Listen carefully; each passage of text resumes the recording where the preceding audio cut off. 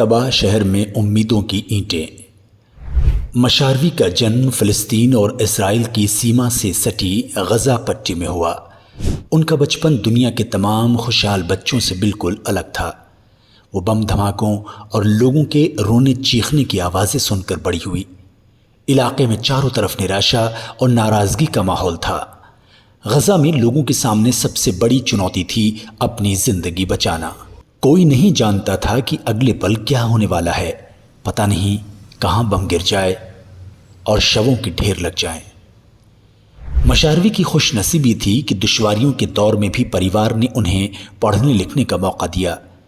बीच बीच में हिंसा की वजह से स्कूल बंद हो जाते थे, लेकिन सीज़ फायर होते ही मशारवी स्कूल जाने का मौका नहीं छोड़ती। उन्हें किताबों से बड़ा प्यार था। हालांकि कई लोगों ने आपत्ति की कि इतना पढ़कर क्या करोगी, लेकिन परिवार ने हमेशा उनका हौसला बढ़ाया।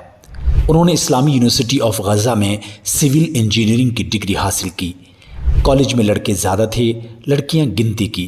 कई लोगों ने उनका मजाक उड़ाया, लेकिन मशारवी ने इन तमाम बातों को नज़रअंदाज किया।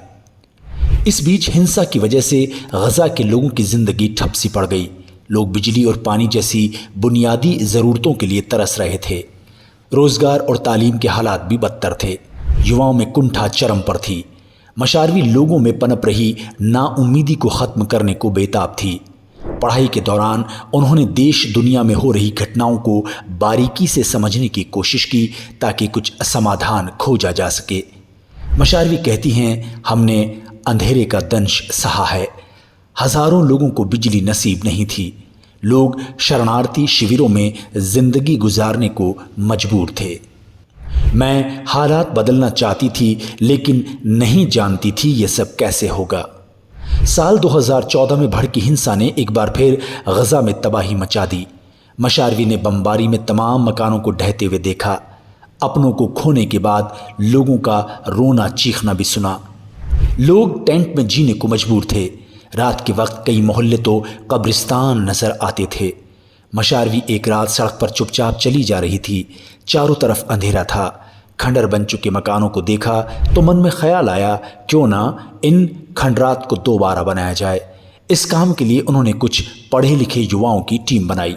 मशारवी बताती हैं कि कैसे उन्होंने बेघर लोगों को खुले आसमान के नीचे सोते देखा। तब सोचा कि वे क्या कर सकती हैं। उनके पास सीमेंट और मोरंग नहीं था। 6 महीने मेहनत की, कांच के पाउडर और मिट्टी से ईंट बनाने की कोशिश की। प्रयास बेकार हो गया, लेकिन राख और मलबे से ईंट बना ली गई।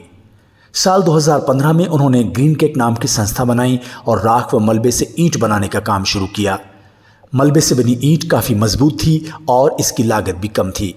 इलाके के लोगों ने उनका साथ दिया। बड़ी मात्रा में मलबा जमा किया गया और लाखों नई ईंटें तैयार होने लगी।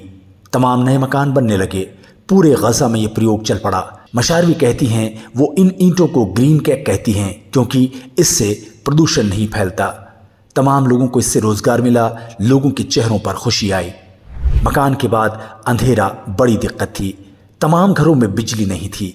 जहां बिजली के कनेक्शन थे वहां मुश्किल से 24 घंटे में सिर्फ 3 घंटे बिजली आती थी। मशारवी अंधेरी गलियों में रोशनी बिखेरने को बेताब थी। अपनी टीम के लोगों से उन्होंने बात की। बिजली पैदा करना तो उनके बस में था नहीं, इसलिए सौर ऊर्जा का आइडिया आया। 2017 में उन्होंने इस पर काम शुरू किया। सोलर लाइट तैयार करने के लिए कच्चा माल नहीं था। प्रोफेशनल से बात की तो पता चला कच्चा माल चीन से मंगवाया जा सकता है। उन्होंने सोलर बॉक्स नाम की कंपनी बनाई और काम शुरू कर दिया। चीन से सामान मंगवाकर गज़ा की ज़रूरतों के हिसाब से सोलर लाइट तैयार की गई। ये प्रयोग भी कामयाब रहा। शुरुआत 15 परिवार से हुई। बाद में शरणार्थी शिविरों में भी सोलर लाइट पहुंचा दी गई।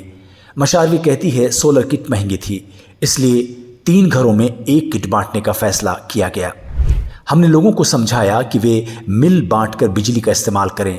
ये देखकर अच्छा लगता है कि गज़ा में लोगों की ज़िंदगी बदल रही है। साल 2018 में उन्हें सर्वश्रेष्ठ क्रिएटिव बिजनेस वुमन का खिताब मिला।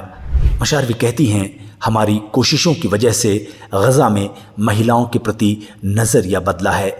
हम लोगों को ये समझाना चाहते हैं कि तालीम के ज़रिए तमाम मुश्किलों को आप आसान बना सकते हैं। उम्मीद बनाए रखिए, हालात बदलेंगे।